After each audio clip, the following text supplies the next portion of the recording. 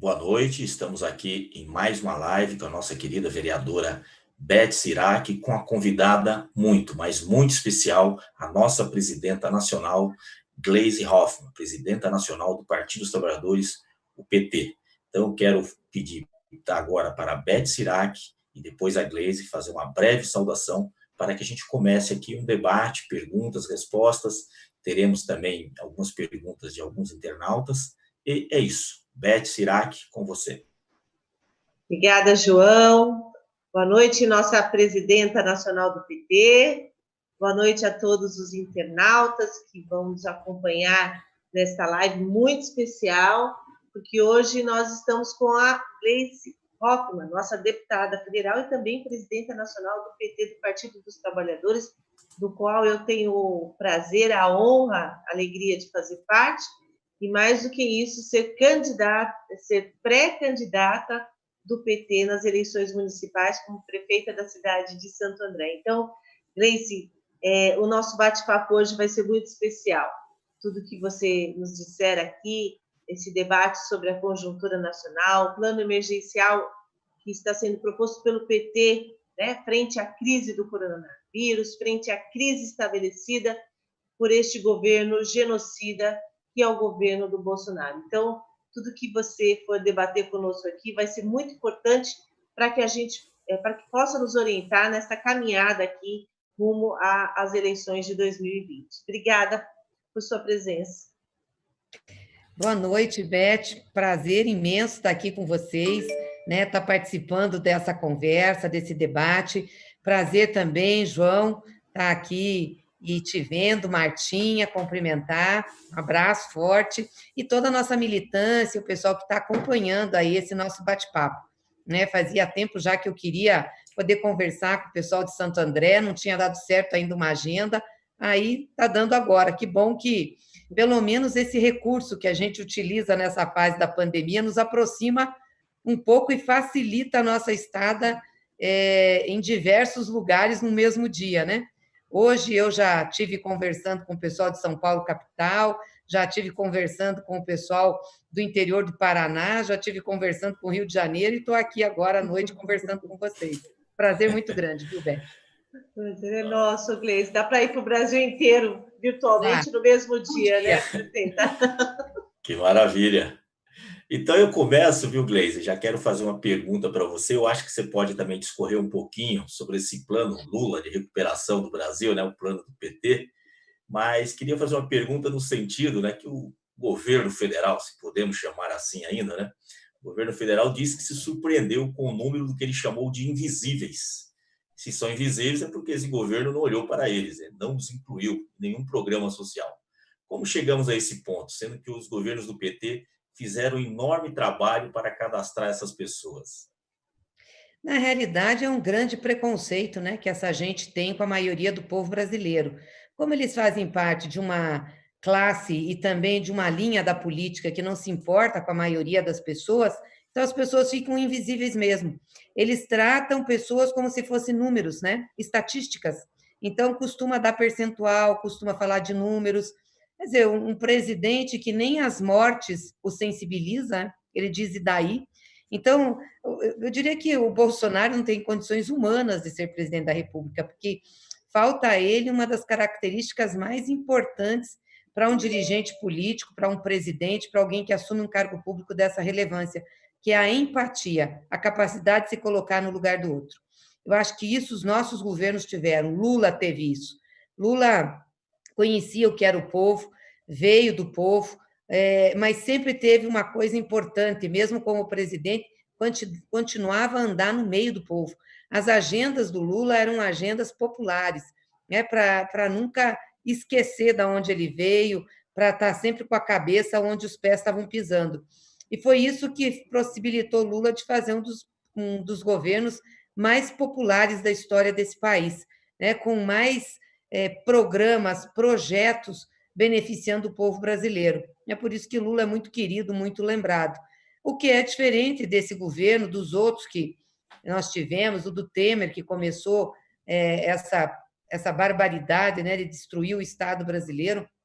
Ou seja, nós fizemos algo para ajudar a maioria da população e eles fazem sempre algo para ajudar uma parte da população, os 30%. O resto eles tratam como estatística. Então, infelizmente, a gente tem que ouvir isso, né, de um governo, de um presidente da República que tinha uma parte invisível, invisível para ele, para nós nunca foi. Nós sempre olhamos essa maioria da população e sempre governamos para ela.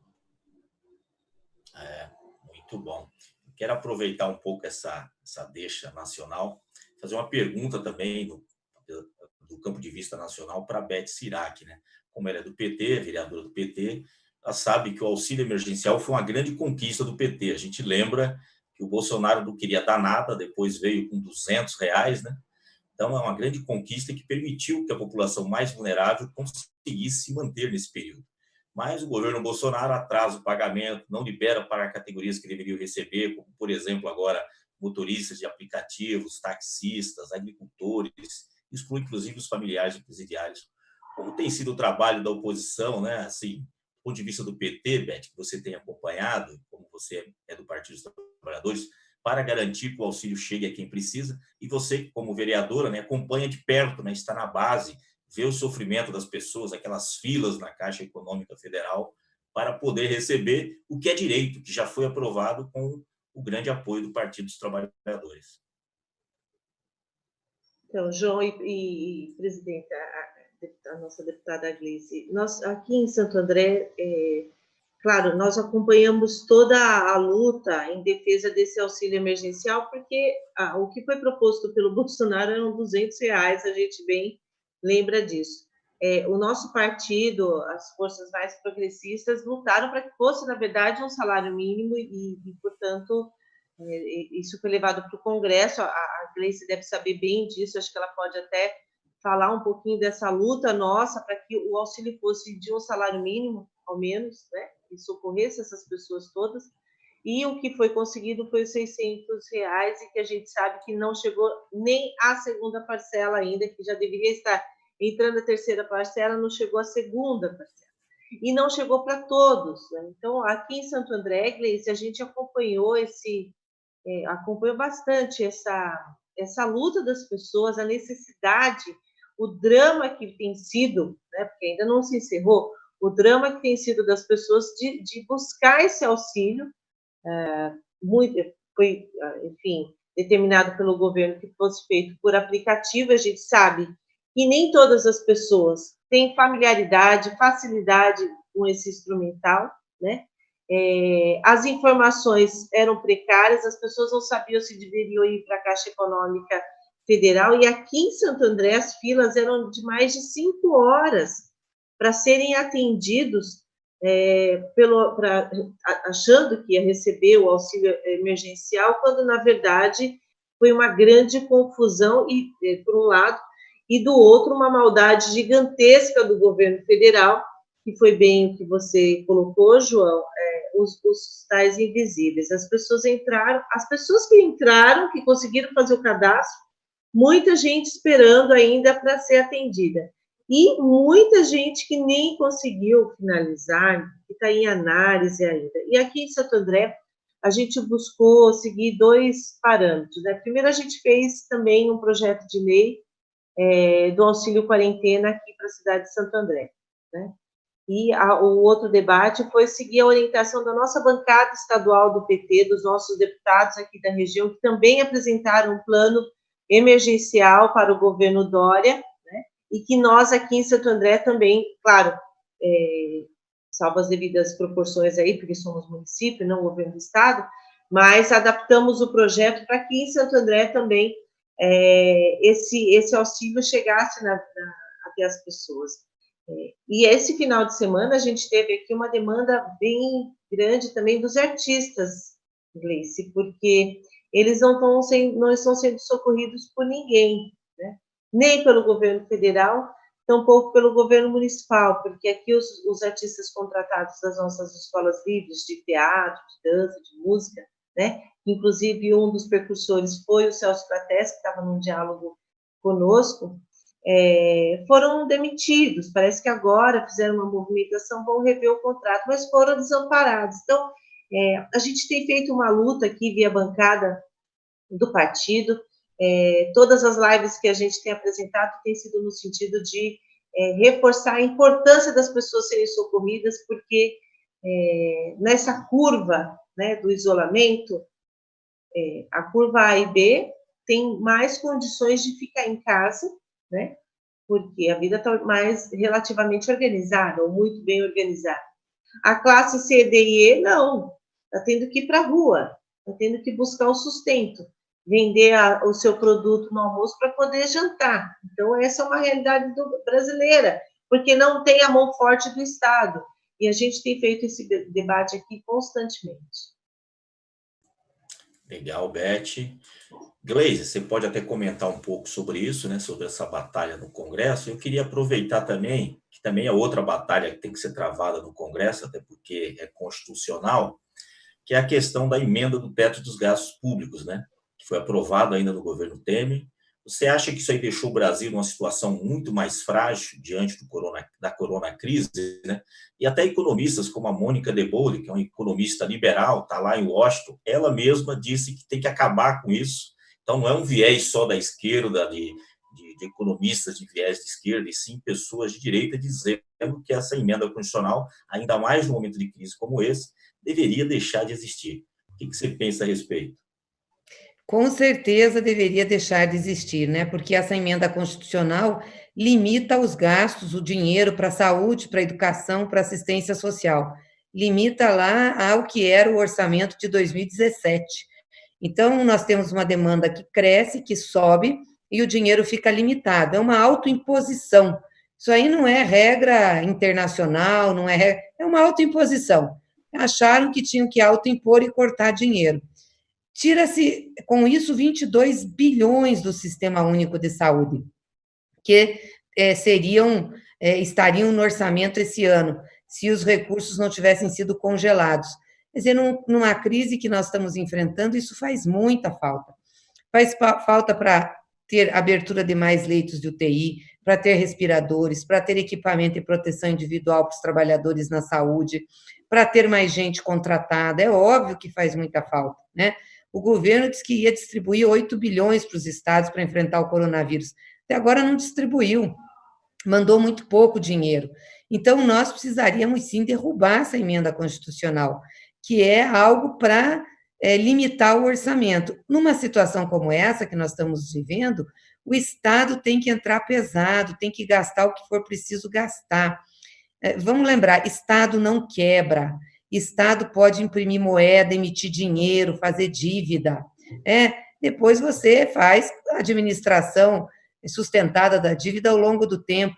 O Japão tem 200% do seu PIB em dívida, os Estados Unidos têm quase isso, o Brasil não tem isso. Então, o Brasil não chega a 100%, tem 80 e poucos por cento do seu PIB. Nós temos espaço para nos endividar sem ter problemas, e sem ter problema de inflação, porque a economia está no chão, que nós estamos tendo deflação, inflação de alimentos só, mas não vai correr risco. Então, num momento como esse, a gente precisava entrar com uma visão do Estado que gasta, né? Por isso que os economistas liberais, preocupados, inclusive, com a sustentabilidade do capitalismo, do sistema, estão dizendo que o Estado tem que entrar, porque a continuar como as coisas estão, se não tiver quem entre para proteger a maioria do povo, não se sustenta o sistema. Só isso, vai ter problema, vai quebrar tudo. Então, por isso que eles estão entrando, porque eles sabem que vai ter que mudar. Talvez essa crise traga uma oportunidade para nós, que é exatamente a de desembarcar desse projeto neoliberal, de redução do Estado, de Estado mínimo, de Estado, né, que não tem a preocupação com a maioria do povo. E em relação à verba emergencial, ao recurso emergencial que nós aprovamos, é isso que a Beth falou. Quer dizer, e ainda que o Bolsonaro está levando os louros de quem já recebeu. É porque é o Estado que paga, então é o governante que está à frente do Estado que acaba sendo reconhecido. Mas nós nunca deixaríamos de propor, de fazer, por isso acontecer. Porque nós sempre acreditamos que o povo tem que ser protegido numa situação como essa. Por isso que a gente queria dar um salário, a gente queria que fosse liberado logo, e entramos com uma ação judicial agora para pedir para que tenha agilidade no pagamento. Não pode ser só a Caixa Econômica a pagar, né? Os funcionários da Caixa não dão condições, não dão conta para fazer esse enfrentamento, né?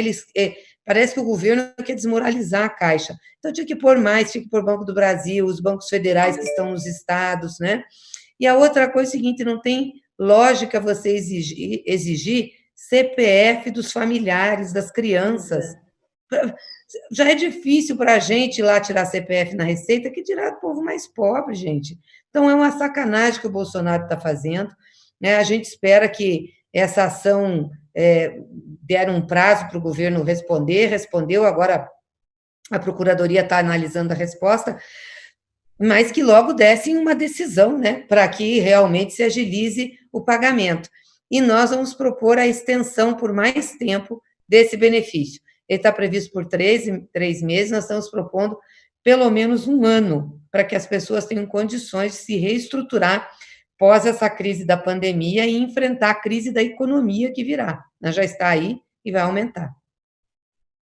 Não, excelente, presidenta Gleisi, porque hoje a gente estava analisando, né, a questão da pesquisa Vox Populi, e que essa população de mais baixa renda está agradecida ao Bolsonaro, porque infelizmente eles não têm a informação correta, que foi a oposição ao governo que conseguiu esses R$ 600, né? Porque se dependesse dele, não ia receber nada. Mas é isso, como ele está à frente do governo, ele acaba colhendo uns louros, e é louvável, né, a participação do Partido dos Trabalhadores e da oposição, não se utilizando disso como uma questão de querer ser protagonista ou não, mas sim de ajudar a população, né? Aí eu passo para a Beth, e agora com a questão regional, até pensando também em algumas coisas que aconteceram aqui na cidade.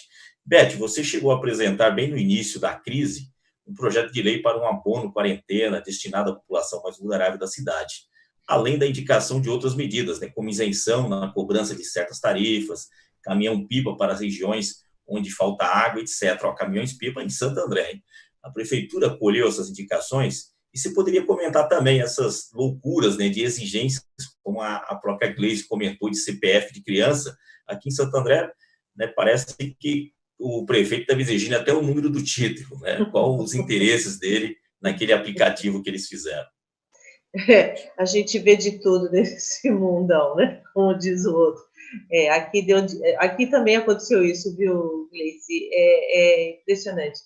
Foi feito um aplicativo aqui com o objetivo de consultar as pessoas para saber dos sintomas, então, para efeitos de teste, né, do coronavírus. E aí, nesse aplicativo constava lá o número do título de eleitor, zona eleitoral e seção. Aí foi um fuzuê, porque qual a necessidade, né, de você adotar uma medida de aplicativo para a realização de teste, querendo saber se a pessoa é eleitora e de onde que ela é eleitora, né? Então, assim, foi muito criticada a utilização desse aplicativo neste sentido, né? E nós contestamos, porque, de fato, aqui em Santo André foi anunciado um número de 10 mil testes, né? Primeiro foi falado 1 milhão para o ABC todo, depois, no final das contas, eram 10 mil testes. E o nosso debate, já que era um número muito restrito, né, que ele fosse utilizado fundamentalmente para os serviços essenciais, o profissional da saúde, o profissional da segurança, os profissionais que precisam prestar serviço no dia a dia, né, e que precisa ter, nesse momento, um cuidado redobrado. Então, foi essa a pauta que nós estabelecemos aqui na cidade. Além disso, eu tenho uma outra questão, Gleice, que é o seguinte: eu vi uma reportagem no domingo que no Brasil nós temos aproximadamente 600 mil pessoas que não é identidade, é registro de nascimento, não tem registro de nascimento. Então, se nós estamos falando do universo de pessoas que formalmente existem, nós temos um outro universo de pessoas que formalmente não existem.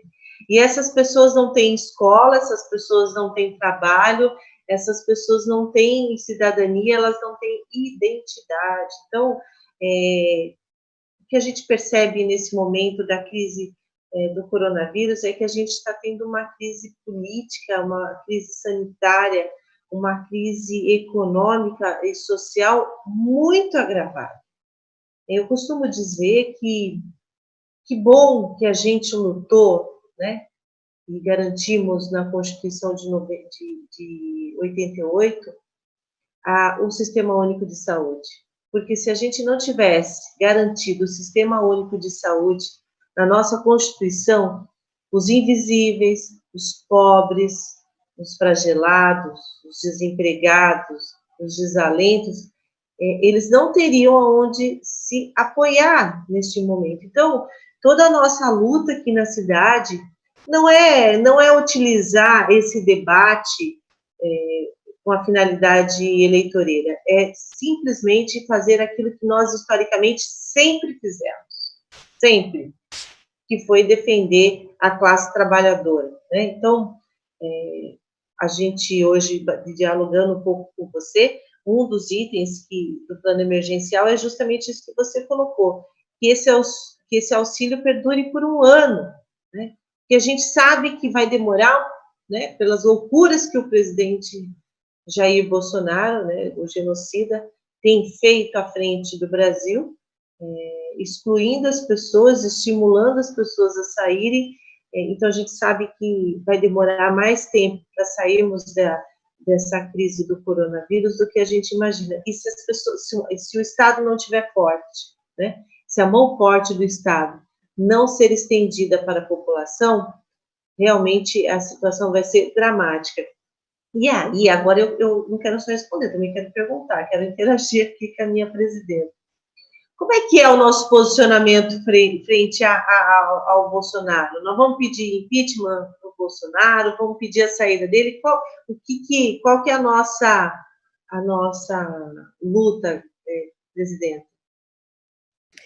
Bom, Beth, olha, desde o início dessa crise do coronavírus, nós procuramos nos posicionar para defender o povo brasileiro, defender a vida, defender o emprego, defender a renda. Usar todo o nosso conhecimento, nossa experiência em governo, que nós já tivemos, conhecimento do país, para apresentar os melhores projetos.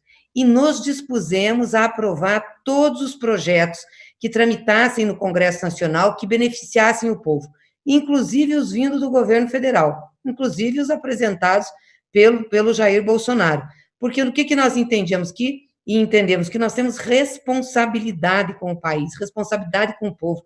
Nós já governamos por quase 13 anos o Brasil, governamos vários municípios, como foi o caso aí de Santo André, governamos estados. Então, a coisa que mais nós tínhamos que fazer era mostrar o que nós sabíamos, conhecíamos, tínhamos de experiência para colocar a serviço do Brasil. O problema é que nós estamos vendo no desenrolar da crise que quem causava instabilidade maior e quem traz para o Brasil mais prejuízo é o próprio governo, em especial o presidente da República. Por quê? Ele não tem preparo administrativo, não tem preparo técnico, não tem preparo político para ser presidente da República. Sequer ele tem condições humanas, porque, como eu disse aqui, ele não consegue se colocar no lugar do outro. E você, para governar um povo, você tem que ter sensibilidade, se colocar no lugar do outro para saber o que ele está sentindo, para você poder atuar, poder agir. Além do mais, ele briga com todo mundo o tempo inteiro. Veja, um presidente que brigou com os governadores, brigou com os prefeitos, brigou com os médicos, brigou com os cientistas, brigou com trabalhadores da saúde, ele briga o tempo inteirinho, né? Não consegue trazer ninguém para perto dele para colaborar, para ajudar, para, enfim, poder ver saídas para a crise. E terceiro, ele não protege o povo, não dá resposta ao povo, não protege de jeito nenhum. Esses R$600, a forma como está sendo tratado, como está sendo pago, a forma como eles estão administrando, é prova cabal disso, que não tem interesse em proteger o povo, ele trata o povo como números, estatística, não são pessoas, ele não sente como pessoas. Então, é uma tragédia. Ele é o grande causador da crise, né? Que claro que a gente ia ter problemas com o vírus, com problema com a crise, mas se você tem um presidente da República, dirigentes que se preocupam com o povo, que chama todo mundo e une nessa hora, que é o que nós precisávamos, não ficar fazendo briga política. Veja, toda semana, todo final de semana, ele está numa manifestação, que é uma manifestação de apoio a ele. Por que ele precisa de manifestação de apoio? Porque se ele estivesse fazendo certo, a população apoiava ele, não precisava reunir o povo dele para apoiar, entendeu?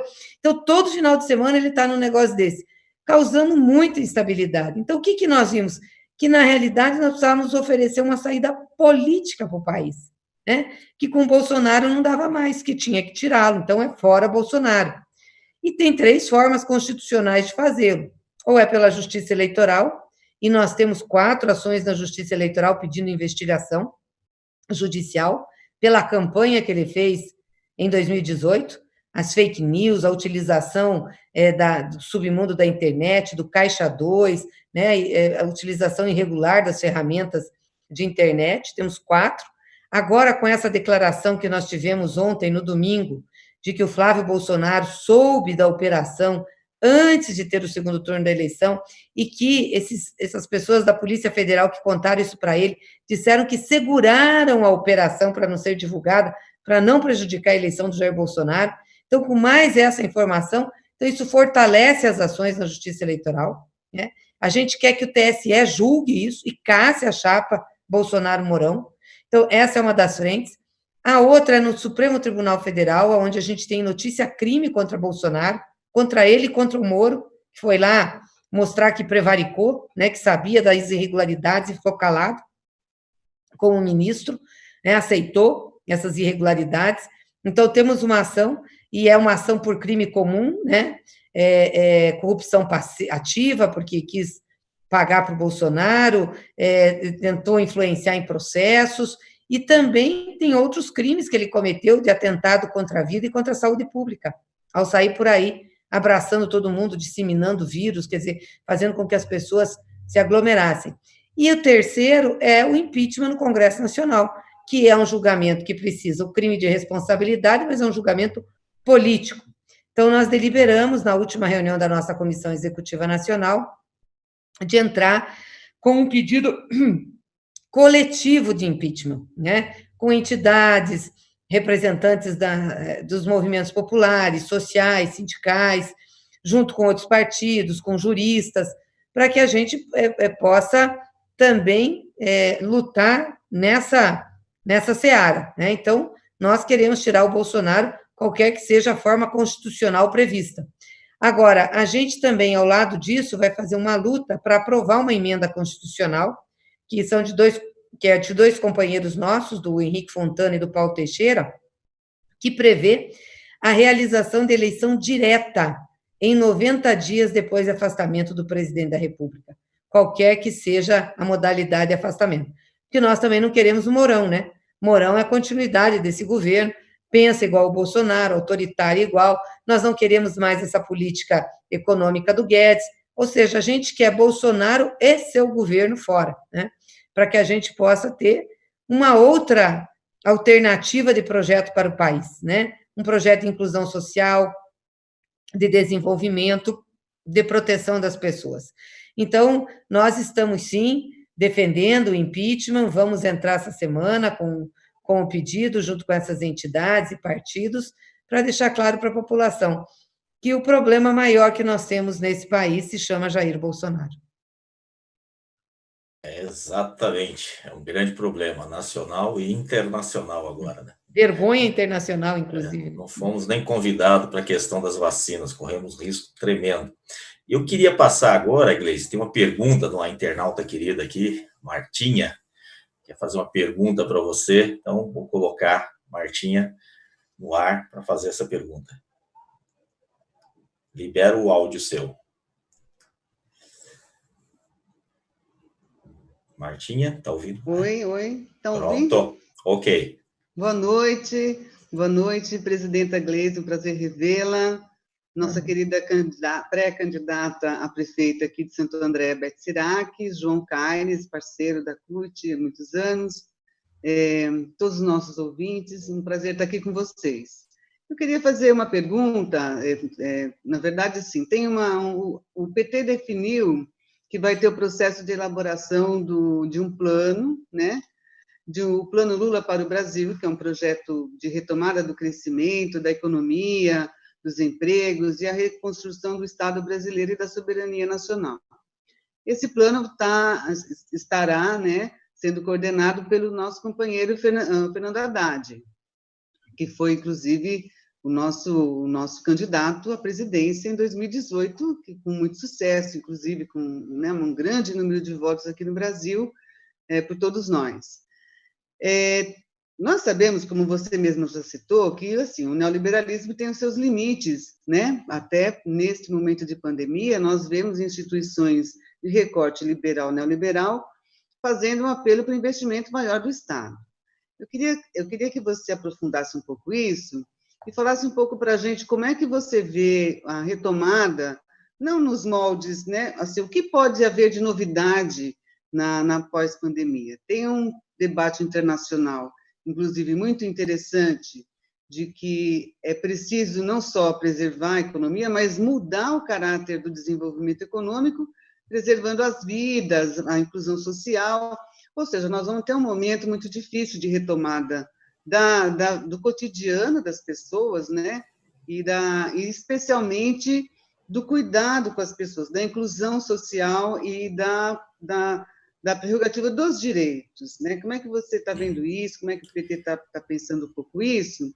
E também, claro, né, nesse contexto, como é que as mulheres poderão continuar a sua jornada de mais autonomia e mais participação política, especialmente, tendo em vista que nós vamos ter eleições, inclusive esse ano, parece, né, neste contexto, né? Obrigada, um grande abraço, viu? Presidenta, quero aproveitar, tem mais um internauta aqui, aí tem mais um internauta fazendo uma pergunta, pedir para ele ser rápido, que aí você já responde os dois e a gente vai conduzindo para o final aqui. José Carlos, libera o seu áudio aí. Liberar o áudio, não é isso? Já está. Já está ok. Já está liberado o áudio. Ok. Bom, companheira Gleice, presidente do PT, companheira Beth, vereadora e candidata a prefeita para o Santo André pelo Partido dos Trabalhadores, João Caires, demais internautas, boa noite, boa tarde, bom dia, enfim. A minha pergunta é a seguinte: as eleições para prefeito e vereador em todo o território nacional ocorrerão sob os impactos e consequências do coronavírus. Nesse quadro geral, como o PT pensa em participar das eleições, de modo a garantir um processo democrático, a preservação do Estado de Direito, uma vez que os atuais prefeitos à reeleição, candidatos à reeleição, saem em enorme vantagem? Que medidas podem ser tomadas para preservar uma disputa democrática nessas eleições? É só isso, obrigado pela atenção. Com você, Gleice. Vamos lá. Então, primeiro, saudar a Martinha, prazer, né? Estou falando com você. De fato, a presença das mulheres é muito importante no processo político. Eu quero saudar aqui a disposição da Beth de ser nossa candidata aí a prefeita de Santo André. É fundamental. Sempre digo que nós só vamos ter uma democracia efetiva se metade da população estiver devidamente representada nos processos decisórios da vida pública e política. Antes disso, a gente vai ter sempre uma democracia a ser construída, a ser consolidada. Então, saúdo muito essa disposição da Beth. E, de fato, nós aprovamos, sim, na Executiva Nacional, um plano, que é o que a gente chamou carinhosamente Plano Lula para o Brasil, mas hoje o presidente Lula me ligou, pediu para agradecer a Executiva e pediu para tirar o nome dele. Disse assim: eu quero abrir mão aqui do meu nome, porque eu acho que esse plano é muito importante, tem que ser um plano de reconstrução do Brasil, e ele tem que dialogar com outras forças políticas, com outros setores da sociedade. Se ficar o meu nome, vai estreitar. Então, queria agradecer o carinho, mas quero sugerir que ele seja rebatizado como Plano de Reconstrução do Brasil. E assim vai ser feito. Vai ser feito pela Fundação Perseu Abramo, que tem o Haddad como diretor do conselho curador e o Mercadante como diretor da própria fundação, e eles estão criando um alto centro de estudos de políticas públicas que vai coordenar a elaboração desse plano. Por que o PT encomendou isso? Porque nós já tínhamos os planos emergenciais que foram aplicados, né? Nós apresentamos todos os planos emergenciais que foram discutidos pela Fundação, pelos núcleos de acompanhamento de políticas públicas, pelos setoriais do PT, apresentamos aí para combater o coronavírus, a crise. O PT foi o partido que mais apresentou projetos na Câmara dos Deputados. Os seus deputados, proporcionalmente falando, né? Claro que a bancada é grande, mas proporcionalmente falando, apresentou muitos projetos. Exatamente por isso, porque tem uma fonte elaborativa. E agora a gente quer que elabore para depois. Qual é o modelo de economia que nós queremos? Nós não podemos voltar a ter um modelo neoliberal. Isso daí não deu certo aqui, não vai dar certo em lugar nenhum do mundo, nós temos que superar isso. Qual é as políticas públicas que nós queremos desenvolver? O modelo de desenvolvimento social e de inclusão, o combate à desigualdade. Então, tudo isso para a gente discutir com a sociedade brasileira e esse plano fazer parte de uma grande concertação, de uma grande unidade das forças progressistas, né, para tirar o país da crise e poder, de fato, reconstruir o Brasil depois do coronavírus e do Bolsonaro, porque, de fato, é uma dose dupla muito pesada para nós, né, o vírus e o verme, como disse o Haddad. E a questão das eleições, João, olha, vão ter eleições esse ano, até porque se passar desse ano tem que prorrogar mandato, é muito difícil. O pessoal está achando que se tiver que adiar por conta do vírus é coisa de um mês, então nós vamos ter que nos preparar para disputar as eleições. Vai ter uma parte de campanha presencial, mas eu acredito que grande parte vai ser virtual, né?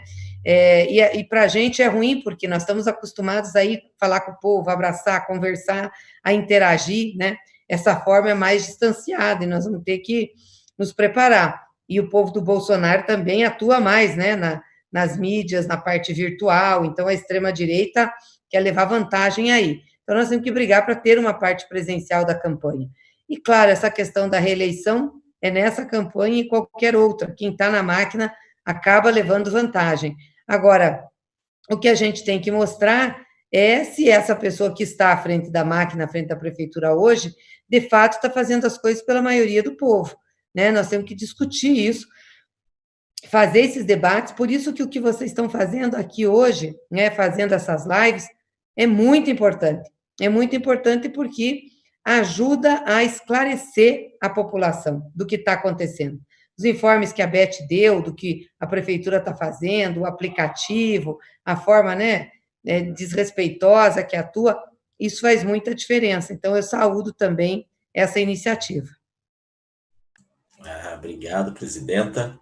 Eu quero passar uma última pergunta aqui para a Beth também, aí já passo para as considerações finais, porque a Gleice também tem uma outra agenda já na sequência, né? Já estou em cima. Beth, você tem essa questão do Adi Enem, que eu ia até perguntar para a Gleice também, nessa questão, né, que eles querem fazer, mesmo não tendo aula, né, e principalmente as pessoas de baixa renda, que têm mais dificuldade com acesso à internet e tudo mais, e o desministro aí da educação quer fazer de qualquer jeito. Gostaria que você comentasse um pouco e encaminhasse. Eu vou comentar rapidinho, porque a Gleice tem uma outra live, enfim, rodou o Brasil inteiro num dia só, então a gente já fica bem agradecida a ela por ter dado essa oportunidade de dialogar, mas assim, nós estamos aqui em Santo André na campanha de Enem, assumimos esse compromisso com todos os movimentos estudantis do Estado de São Paulo, da cidade de Santo André e do Brasil, né? Nós estamos com essa garotada toda, com essa galera toda, essa juventude que tem solicitado para adiar o Enem. Por quê? Porque isso só agrava ainda mais o nível de desigualdade que nós temos em relação à igualdade de oportunidade dos nossos alunos ao acesso ao ensino superior.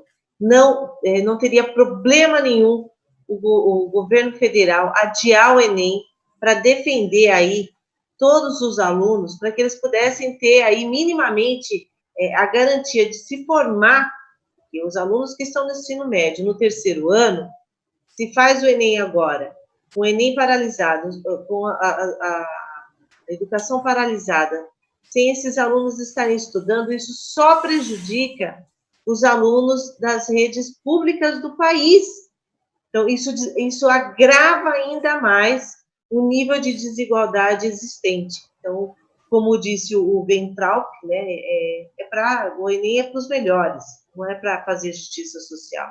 Essa é a perspectiva, essa é a visão deles. Então, portanto, aqui em Santo André, nós assumimos, enquanto mandato, enquanto pré-campanha, enquanto Partido dos Trabalhadores, o nosso posicionamento é em apoio a todos os estudantes da rede pública deste país, a dia Enem, porque o posicionamento do governo federal tem sido, claro, que não é de nos surpreender, mais uma vez, é o contrário, né?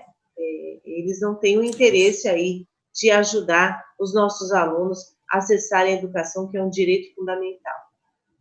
Obrigado, Beth. Gleise, pode concluir já. Nós estamos na mesma linha, Beth, é a dia Enem. Né? Essa questão do ensino à distância é muito polêmica, é algo muito difícil para a sociedade como a nossa. Vamos lembrar que quem tem acesso a isso seria a gente mais da classe média alta.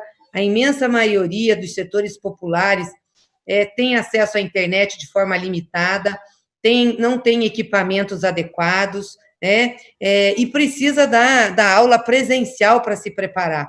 Eu, esses dias, postei no meu Twitter um depoimento não, uma professora ouvindo pelo telefone um aluno pequenininho, e aí o aluno tinha ligado para ela, e ela estava chorando de ouvir, porque ela gravou e botou isso na rede. Ele dizia assim: professora, desculpa eu ligar, mas é o seguinte, a minha mãe não entende de lição, minha mãe é cozinheira, ela atende de comida, a senhora é que entende de lição, e eu estou precisando de ajuda, porque ela não consegue me ajudar. Então, por aí a gente vê a dimensão do que significa querer empacotar as coisas, como que é o governo, né? Então, esse negócio do Enem é um desrespeito à maioria da população, dos jovens que não têm acesso, né, a equipamentos, que não têm acesso à internet. A gente tem que rejeitar isso. Nós estamos juntos aí com a UNE, estamos fazendo a campanha, estamos brigando aqui no Congresso Nacional para adiar, e, inclusive, vamos apoiar as ações judiciais que já foram entradas nesse sentido, né, para garantir que a maioria dos jovens tenham acesso, tenham condições de fazer a prova do Enem, em condições de igualdade, né, com aqueles que têm os equipamentos e têm acesso. E aí, queria aproveitar, de fato, eu vou ter que me despedir, porque já estão me esperando para a próxima agenda. Agradecer a oportunidade, Beth, muito obrigada, viu? Desejar muita sorte na sua caminhada, que Deus abençoe e, sobretudo, que você possa fazer um grande debate aí em Santo André, uma cidade que nós já governamos, tivemos tantos projetos importantes, que foi referência para o Brasil em termos de modo petista de administrar, né? E tenho certeza que você, uma mulher com sensibilidade, que conhece a cidade, é vereadora, vai se sair muito bem. Agradecer também, João Caires, a você, ao movimento sindical, que tem sido, né, muito aí lutador, batalhador. Agradecer também a Martinha, ao José Carlos, pelas perguntas e pela participação, e deixar um abraço aí para toda a nossa militância, para todo mundo que nos assistiu e nos acompanhou nessa live. Grande abraço e boa sorte. Obrigado, Gleise. Eu passo para a Beth encerrar aqui a nossa live, agradecendo aos participantes, aos internautas que nos assistiram. Gleise, se quiser sair, pode sair, tá? Obrigada. Tchau, obrigada. Obrigada, a gente que agradece imensamente. Eu quero agradecer a nossa presidenta de ter conseguido uma agenda conosco e fazer esse bate-papo aqui sobre essa discussão nacional, sobre a crise que estamos vivenciando, a crise política, a crise sanitária, a crise social, a crise econômica estabelecida aí pelo governo Bolsonaro. Infelizmente, nós poderíamos estar vivenciando, porque era inevitável a pandemia, mas de um outro jeito. Certamente, se o nosso governo fosse o governo do PT, se fosse o governo do presidente Lula, a realidade, a atenção à população brasileira seria muito diferente. Certamente, todo brasileiro já teria recebido as suas parcelas do auxílio emergencial. Certamente, o auxílio emergencial não seria nesse valor, seria dado a cada trabalhador, a cada informal, enfim, pelo menos a garantia de um salário mínimo, né? Nós estaríamos enfrentando isso com dignidade, né? Com seriedade, com compromisso com os trabalhadores, com os informais, com os desempregados, com os pobres ou com os invisíveis. Certamente, nós estaríamos olhando para isso com um olhar muito diferente, com ações muito mais humanas, né, do que a gente tem presenciado aí pelo governo Bolsonaro. Certamente o nosso presidente Lula não diria à população, e daí que morreram 15 mil pessoas, e daí?